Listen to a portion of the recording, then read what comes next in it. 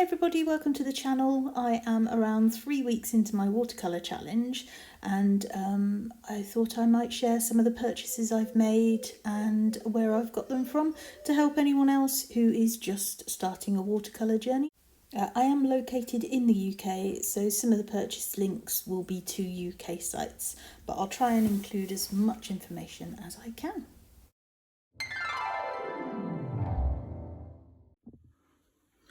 So the paper that I use, these are all watercolour paper pads. There's Arches and also the Daler-Rowney. My main one that I'm using at the moment is the Langdon Prestige by Daler-Rowney. I'm using this one because it's the same one that my tutor uses. It's 100% cotton, which is the same for all of them. 12 sheets and 9 by 12 inches, which all of them are. 300 GSM and £140. They're all acid free. They're all 100% cotton. This one's made in the UK and I am based in the UK, so that is a selling point for me personally. Daler-Rowney do make different ones of the Langdon. There's one that's a darker shade of this one and it doesn't have prestige on, and that's the lower grade. This is the top one. So you want to look out for the lighter green and the prestige if you wanted to use the same papers. The other papers I've got here are Arches hot press and cold press. I believe the French pronunciation is different. I think it's Arches or Arche, I'm not 100% sure. So again, these are the same, 12 sheets, 9 by 12 inches, which is 23 by 31 centimetres, 300 GSM, £140. This is the hot press, which is the pink, and this is the cold press, which is the green. So the other surfaces that I've got here, I've got a clipboard which is smaller, and then this wooden board here is an A3 size, and I use these to attach my work to. The clipboards are quite useful. I've got a few of these and I can attach my work, stick it down with washi tape, and then I can just move the whole board out of the way when I'm finished as it's drying. The wooden board is a bit bigger, it's a bit more solid. I like it because it doesn't have any clips on, it's just a plain wooden board. Thickness wise, it's about 5mm I think, 5-6mm. The only downside with this is it does soak up water, so I don't know if you can see it on the camera, there's a mark here. This bit is smooth and then this bit is rough and a little bit raised, and it's because I placed a palette on here when it was drying and the water's gotten into the wood and just raised it up a bit. But if I want to use this side here is undamaged, it's all flat, so I can switch it over and use it. The thing I've got here is washi tape, so I've got a bag of washi tape. I've got different ones. The ones that I like and use a lot are these ones here with the flowers on. And this is for taping down to my boards or taping to my clipboard if I want to. These are sort of the last bits related to surfaces. I've got a cutting mat under here which I use for measuring out and cutting, and I've got craft knives. This is a paper cutter, so you pop the paper underneath, slice it, and it'll cut it to size for you. The other thing I've got is a ruler, pencil and a rubber. I'm afraid I don't have a shop or a price for these. They are rather old and I use them for everything.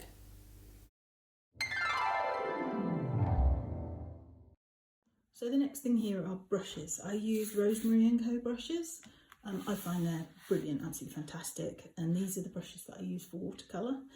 I don't do that many landscapes, so these sort of two brushes and maybe this big one here, I use for doing larger washes and areas like that. And these are my fine detail ones that I find I use the most. I thought it'd be easier to just show a picture on the screen with them written down. I'll go through them all, but I thought this was easier than pointing them out individually. On the left side from left to right, we've got the red dot synthetic brushes. We've got the mop number size 5 and the short flat size 14. The next two, which are the lighter ones, they're a sable blend, so it's half Kolinsky and half synthetic. Pointed rounds, series 401, sizes 10 and 8. And then the last brush on the left is a Kolinsky Sable size 6, and it's the same series, the series 33, which are on the right. And on the right, we've got all Kolinsky Sables, so the same series 33, we've got size 3. We've then got spotters, which are a shorter, more rounded brush. The series is 323 and it's 420 and a 30. We've then got Filbert, which is size 66, and those are in a 4 and a 2. And the last one on the end, the Designer, is series 22, and that is a size 3. For those that don't know, the Kolinsky is a type of weasel, and that's where the hair for the Kolinsky sable brushes come from. This type of brush cannot be shipped to America. The Kolinsky sable are expensive, but you do pay for the quality, and they are absolutely fantastic brushes to use. If you are looking for something a little bit more budget friendly, then Rosemary & Co do a sable brush, which is a little bit cheaper. The Sable Blend are the next price bracket down. I own 2 of these. When you get into the larger brushes, it does make it a lot more budget friendly to be able to buy the half synthetic, half natural hairs. It brings the price down. And then the most budget friendly are the Red Dot series, which are 100% synthetic. So if you like to use synthetic brushes, that's the range that I recommend. And they do all the pointed rounds and the spotters in the Red Dot series as well.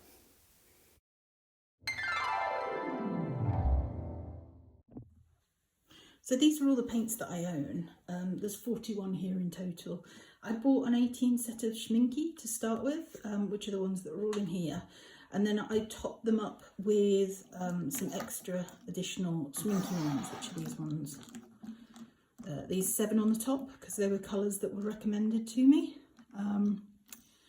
The tutor that I follow uses pink a lot, and she likes these Winsor & Newton ones. So I got the equivalent pigments in the Schmincke ones, just so I could compare and see what they were like. These ones are the Schmincke granulating ones. I wanted to buy some additional granulating ones just to see what they were like. And then I really like these colours when I saw somebody else using them. So I picked up these 5 here.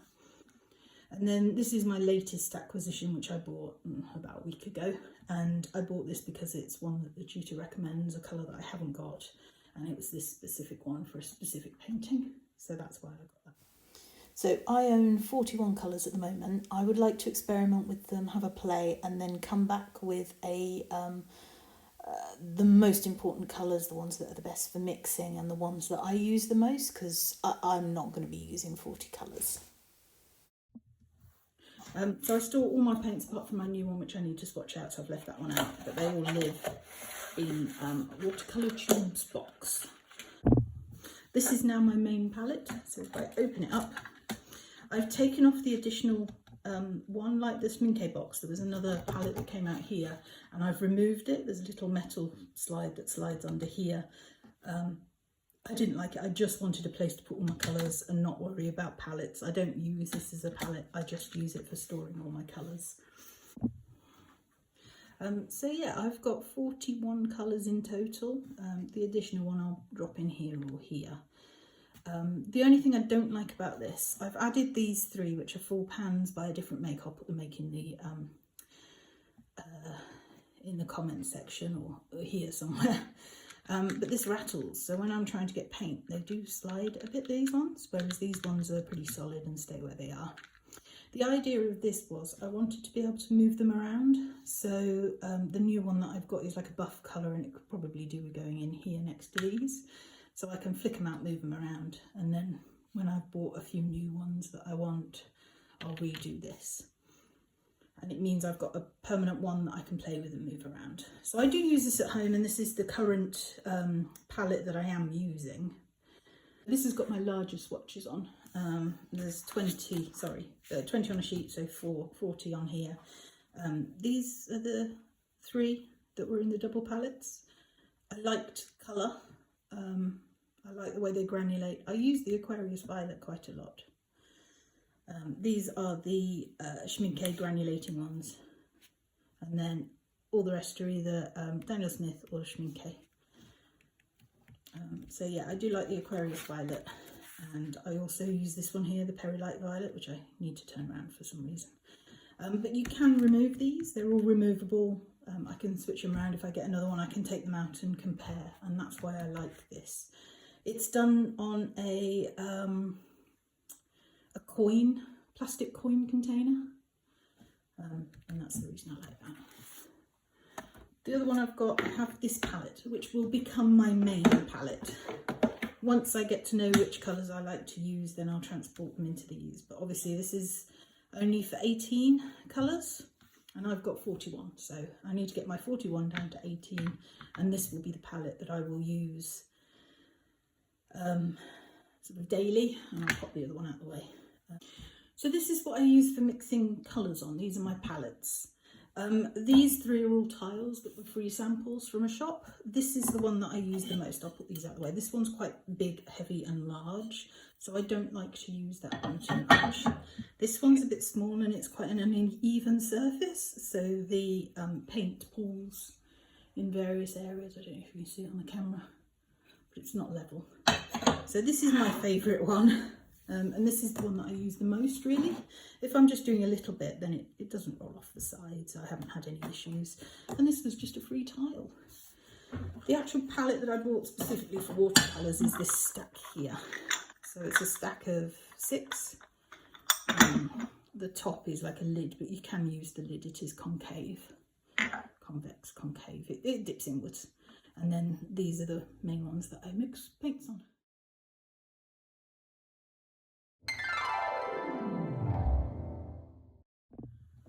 So last but no means least, this is a completed painting that I did following a watercolour workshop. I've dated it and signed it, and I will mount this and then put it into a plastic wallet to seal it so it looks after it. This is the full Langdon size, so this is 12 by 9 inches.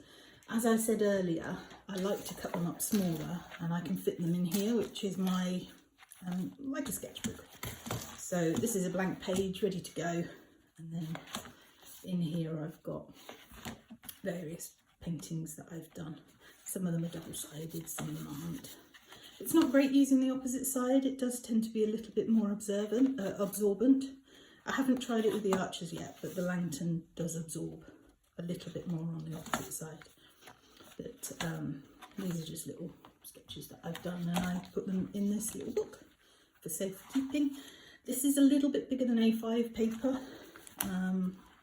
I have to cut it to size, and I do get a little bit that is overlapping, so these little strips are from the tops of the pages up here.